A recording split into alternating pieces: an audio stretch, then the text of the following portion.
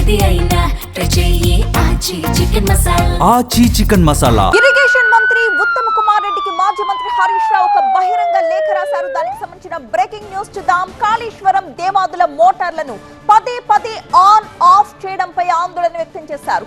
భారీ నీటిపారుదల ప్రాజెక్టుల మోటార్లను ఇష్టానుసారం స్టార్ట్ చేయడం, నిలిపివేయడం ఇంజనీరింగ్ నిబంధనలకు విరుద్ధమంటూ ఆ లేఖలో ప్రస్తావించారు. ఇలా చేస్తే వైబ్రేషన్స్ వచ్చి పంపులు, ఇంప్లస్, మోటార్స్ పాడైపోయే ప్రమాదం ఉందంటున్నారు హరీష్ రావు. గత ప్రభుత్వంపై నెపం నెట్టడానికి ఉద్దేశపూర్వకంగా మోటార్లను పాడు చేస్తున్నారా అంటూ ఆగ్రహం వ్యక్తం చేశారు ఆయన. ఇది ప్రభుత్వ పాలనాపరమైన నిర్లక్ష్యమా లేక కావాలనే చేస్తున్న కుట్ర అంటూ ప్రశ్నించారు హరీష్.